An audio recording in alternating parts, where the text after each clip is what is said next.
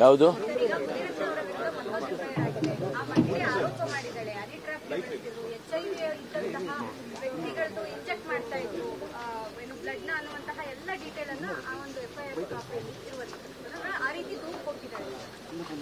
ದೂರು ಕೊಟ್ಟಿದ್ದಾರೆ. ದೂರು ತಗೊಂಡು ಅದಕ್ಕೇನು ಕಾನೂನು ಪ್ರಕಾರ ಕ್ರಮ ಮಾಡಬೇಕು ಅದನ್ನ ಮಾಡ್ತಾರೆ. ಫರ್ದರ್ ಡೀಟೇಲ್ಸು ನನಗೆ ಇನ್ನೂ ಬ್ರೀಫಿಂಗ್ ಆಗಿಲ್ಲ, ಆದಮೇಲೆ ಹೇಳ್ತೇನೆ.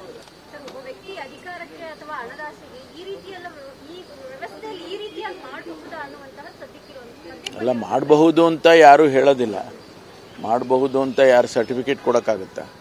ಬಟ್ ಅವ್ರು ಮಾಡಿದ್ದು ಅದು ಕಾನೂನು ಬಾಹಿರ ಅಥವಾ ಕಾನೂನಿನ ಚೌಕಟ್ಟಿನಲ್ಲಿದೆ, ಅದನ್ನು ಅವರು ವೆರಿಫೈ ಮಾಡ್ತಾರೆ. ಕಾನೂನು ಬಾಹಿರವಾಗಿ ಇಂಥದ್ದೆಲ್ಲ ಪಬ್ಲಿಕ್ ಸರ್ವೆಂಟ್ಸು ಮಾಡಿದ್ದಾರೆ ಅಂತಂದಾಗ ಅದಕ್ಕೇನು ಕ್ರಮ ತಗೋಬೇಕೋ ತಗೊಳ್ತಾರೆ. ಅಷ್ಟು ಬಿಟ್ಟರೆ ಬೇರೆ ಏನೂ ಹೇಳೋಕ್ಕಾಗೋದಿಲ್ಲ.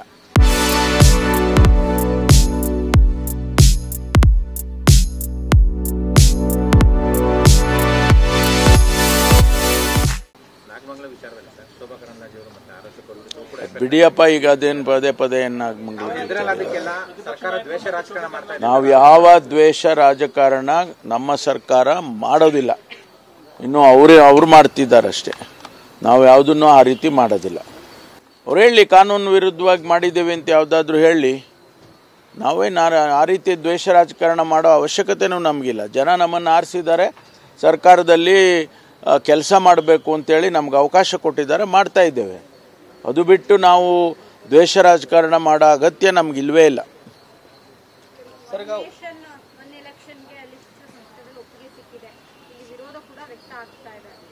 ಅಲ್ಲ, ಇನ್ನೂ ಅದು ಬಹಳಷ್ಟು ವಿವರಣೆಗಳು ಅದರಿಂದ ಬರಬೇಕಾಗತ್ತೆ.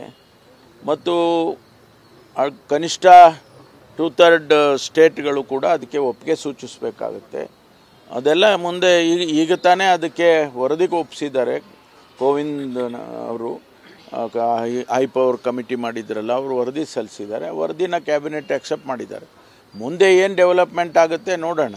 ಅದಾದಮೇಲೆ ರಾಜ್ಯಕ್ಕೆ ಬಂದಂಥ ಸಂದರ್ಭದಲ್ಲಿ ಏನು ಅಸೆಂಬ್ಲಿಯಲ್ಲಿ ಚರ್ಚೆ ಆಗಬೇಕಾ ಅಥವಾ ರಾಜ್ಯ ಸರ್ಕಾರದ ಒಪಿನಿಯನ್ ಬೇಕಾ, ಅದೇನು ಪ್ರೊಸೀಜರಲ್ಲಿ ಏನು ನಮ್ಮನ್ನು ಕೇಳ್ತಾರೆ ಅದ್ರ ಮೇಲೆ ಹೋಗುತ್ತೆ.